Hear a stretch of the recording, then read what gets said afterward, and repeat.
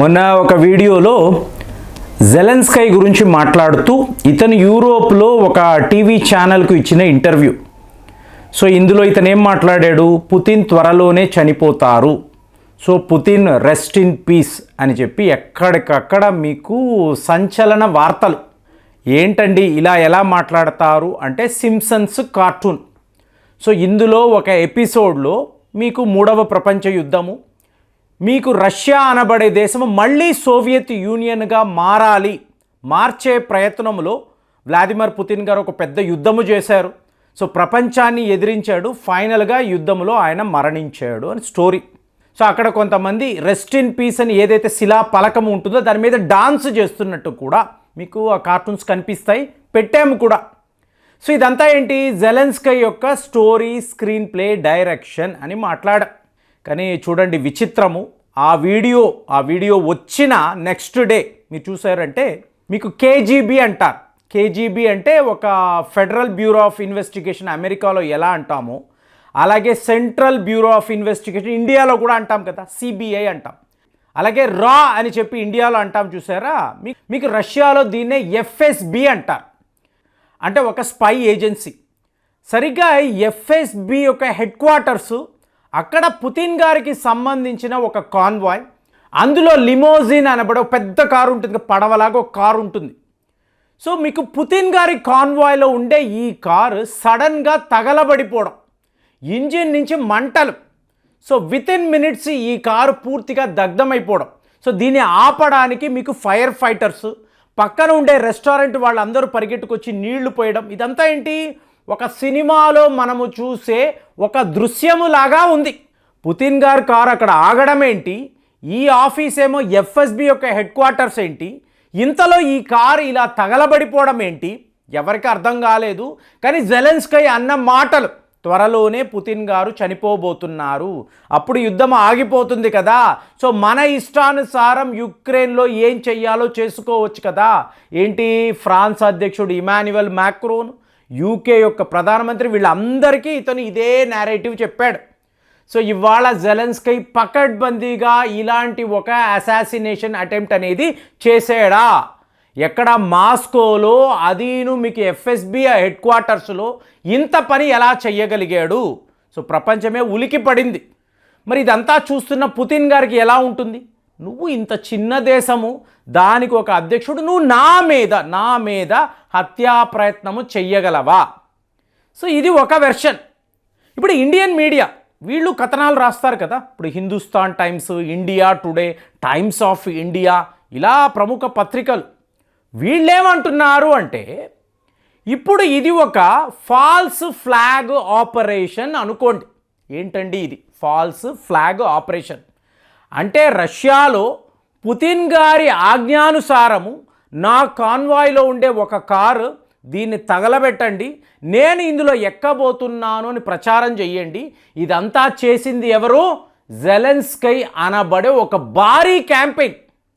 So ఇలా చేయడంతో ఏమవుతుంది, సో ఇక రష్యా వాళ్ళ ప్రతీకారం, పుతిన్ గారికి ఆవేశం, కోపం, ఈ జెలెన్స్కై నేను విడిచిపెట్టను అని చెప్పి యుక్రెయిన్ మీద భీకరమైన డ్రోన్లు దాడులు అనండి, మిజైళ్ల దాడులు అనండి, ఇట్లాంటిది వీళ్ళు మొదలు పెట్టబోతున్నారు. అంటే ఏంటి, the real war starts now అని చెప్పి మీకు కథనాలు చూడండి ఎలా ఉందో. జెలెన్స్కై ఒక ప్లాన్ వేస్తే వాడికి మించి ఇక్కడ పుతిన్ గారు ఇంకొక ప్లాన్ వేస్తున్నారా అన్నావు కదా, అంటే నువ్వు ఏదో చెయ్యబోతున్నావు, చేసేసేవు, అలాంటి ఒక ప్రచారాన్ని ఇప్పుడు వీళ్ళు మొదలుపెట్టారు. సో ఇప్పుడు దీని రిజల్ట్ ఏమిటి అంటే, రష్యా వాళ్ళు యుక్రెయిన్లో ఏ ప్రాంతము దొరికితే ఆ ప్రాంతాన్ని స్వాధీనం చేసుకుంటూ వెళతారు. ఎందుకు, మా అధ్యక్షుడి మీదే నువ్వు హత్యా ప్రయత్నం చేసావు కదా, మరి నిన్ను విడిచిపెట్టాం కదా. పరిస్థితి ఎక్కడ దాకా వస్తుంది, యుక్రెయిన్ యొక్క రాజధాని కీవ్ దాకా కూడా వస్తే, కీవ్లో మీకు జెలెన్స్కై ఎక్కడెక్కడ దాక్కుని ఉంటాడో, ఎన్ని బంకర్లు ఉంటాయో, వీటి మీదంతా కూడా అటాక్స్ చేయడానికి పుతిన్ గారికి ఒక లైసెన్స్ ఇచ్చినట్టు ఉంటుంది. ఎందుకు, తన మీద హత్యా ప్రయత్నం, నా మీద నువ్వు ఇది చేసావు కాబట్టి ఇవాళ నేను నీ మీద ఇలాంటి ప్రయత్నాలు చేస్తాను అంటే ప్రపంచం అడగలేదు, ఆపలేదు. స్వయాన మోదీ గారు కూడా అయ్యో ఎందుకండి వాళ్ళ రాజధాని మీద ఇలా చేస్తున్నారని ఈయన కూడా అడగలేరు. ఎందుకు? పుతిన్ గారు చెప్తారు, ఏమండి నా ఆఫీసులో మాస్కోలో మా హెడ్ క్వార్టర్స్లోనే నా మీద వీళ్ళ హత్యా ప్రయత్నం చేశారు, వీళ్ళను నేను ఎలా విడిచిపెడతాను ఈయన కూడా అడగొచ్చు కదా. సో ఇన్ని అవకాశాలు ఇవాళ వ్లాదిమిర్ పుతిన్ గారికి ఉంటుంది అని చెప్పి ఇవాళ వీళ్ళు స్టోరీ రాస్తున్నారు. సో ఇప్పుడు ఇదంతా మీరు గమనించారు అనుకోండి, మే నెల అంటే జర్మనీ వాళ్ళు లీక్ చేసిన ఒక క్లాసిఫైడ్ ఇన్ఫర్మేషన్. దీని ప్రకారము మే నెల యూరోప్లో ఉండే కొన్ని ప్రముఖ దేశాలు రష్యా మీద యుద్ధము ప్రకటించవచ్చు. ఈ యుద్ధమే 3వ ప్రపంచ యుద్ధముగా మారవచ్చు. కాబట్టే 1 month సీజ్ ఫైర్ అంటున్నారు. ఇప్పుడు జెలెన్స్కీ ఏమంటాడు, ఎన్ని చెప్పినా అండి వాళ్ళు రష్యా వాళ్ళు వినరు. సో ఈ యుద్ధం ఇలా ఆగదు, పుతిన్ మరణిస్తేనే యుద్ధం ఆగుతుంది, త్వరలోనే ఆయన చనిపోతాడు అని అన్నారు కదా. నెల రోజుల పాటు సీజ్ ఫైర్. డొనాల్డ్ ట్రంప్ గారు కూడా దీన్ని ఒప్పుకున్నాడు, కరెక్టే 1 month మనం సీజ్ ఫైర్ పెట్టాలి అన్నాడు. కానీ పుతిన్ గారు ఏమన్నారు, 1 month కాదు 2 months కాదు, పర్మనెంట్ సీజ్ ఫైర్ కావాలి అన్నారు. సో ఇప్పుడు ఈ నెల రోజులు, ఇవాళ 31st, నెల రోజులంటే ఏప్రిల్, మే నెల ఏం జరగబోతుంది? ఇప్పుడు పుతిన్ గారి కల ఏమిటండి? ఒక్క రష్యా కాదు, 15 దేశాలు కలిగిన యుఎస్ఎస్ఆర్, సోవియట్ యూనియన్ మళ్ళీ రావాలి. ఇది ఒక సూపర్ పవర్, వీళ్లను ఎవరూ ఎప్పుడూ కూడా ప్రశ్నించకూడదు. అంటే యూరోప్లో ఇన్ని దేశాలు కలిసినా కూడా యుఎస్ఎస్ఆర్ అనబడే ఒక మహా సామ్రాజ్యము, దీనిని మళ్ళీ తీసుకురావాలి. దీని విషయంలో ఈయన ఎన్ని ప్రయత్నాలు చేశాడంటే, ఆల్రెడీ మీకు 73 ఏళ్ళు, ఇంకా ఎన్నేళ్ళు ఉంటారో తెలియదు, ఈయన ఆరోగ్య పరిస్థితి ఏంటో తెలియదు. కానీ మళ్ళీ ఒక యుఎస్ఎస్ఆర్ను సృష్టించి తరువాత ప్రశాంతంగా వెళ్ళిపోవాలని చెప్పి వ్లాదిమిర్ పుతిన్ భావిస్తున్నట్టుగా, జెలెన్స్కీది ఏమో మీకు అక్కడ స్వార్థము, తన అవసరాల కోసము ఇలాగా దేశాన్ని వాడుకుంటున్నాడు. ఇవాళ యుద్ధము కొనసాగింది అంటే ఎలక్షన్స్ ఉండవు కదా. సో ఇతనే మీకు యుక్రెయిన్ యొక్క అధ్యక్షుడు, సపోర్టుగా అక్కడ మ్యాక్రోన్ ఉన్నాడు, యూకే ఉంది, జర్మనీ ఉంది, ఇటలీ, ఈ దేశాలంతా ఉన్నారు.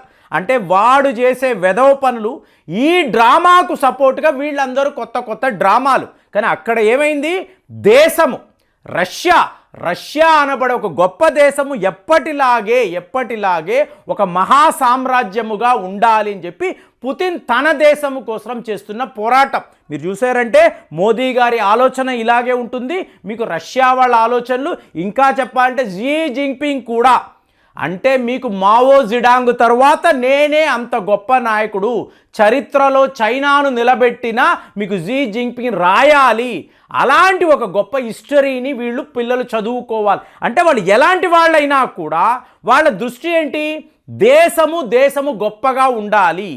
ఈ జెలెన్స్కీ ఎలాంటి వాళ్ళని, తమ విస్టెడ్ ఇంట్రెస్ట్, నా అవసరము కోసం ఈ దేశాన్ని ప్రజలను వాడుకుంటాను, ఇదే తేడా. అందుకే వ్లాదిమిర్ పుతిన్కి ఇంతలాంటి సపోర్ట్. ఏకంగా డొనాల్డ్ ట్రంప్ కూడా ఎందుకు సపోర్ట్ చేస్తున్నాడండి, మేక్ అమెరికా గ్రేట్ అగైన్ అన్నప్పుడు రష్యా వాళ్ళు అలాగే ఆలోచిస్తున్నారు. ఇక్కడ భారత్లో కూడా సరిగ్గా ఇలాంటి ఒక వేవే ఉంది కదా, ఇదే కరెక్ట్ అయిన ఆలోచన, వీళ్ళందరూ అలాగే ఆలోచిస్తున్నారు, మా దేశము మాకు గొప్పది. కానీ ఈ టైంలో జెలెన్స్కీ చెప్పిన ఇలాంటి ఒక భవిష్యవాణి వీడు ఏం చేశాడో తెలియదు, లేదా రష్యాలో ఉండే స్పై ఏజెంట్లు ఇలాగొక నేరేటివ్ క్రియేట్ చేద్దామండి, ఇప్పుడు మనకి యుక్రెయిన్ మీద దాడులు చేసే లైసెన్స్ దొరుకుతుందని చెప్పి వీళ్ళు అలాంటి ప్రయత్నాలు మొదలుపెట్టారా? ఇవాళ యావత్ ప్రపంచం మాట్లాడుతుంది. మరి పుతిన్ గారి కారు ఇలా తగలబడిపోవడము, సో ఒకవేళ ఇందులో ఆయన ఉంటే పరిస్థితి ఏమిటని కొంతమంది ఇలాగ రాస్తున్నారు. మరి ఇందులో నిజము ఏమిటి? ఇలాంటి ఒక డ్రామాను మీరు అన్రివీల్ చేస్తున్నప్పుడు ఎన్నో నిజాలు బయటపడతాయి. మరి దీని గురించి మీరు ఆలోచించారా? పుతిన్ గారు ఒకవేళ మరణిస్తే ఈ ప్రపంచం యొక్క పరిస్థితి ఏంటి? ఆలోచించి కామెంట్స్లో రాయండి. మళ్ళీ వచ్చే వీడియోలో కలుద్దాం. జై హింద్.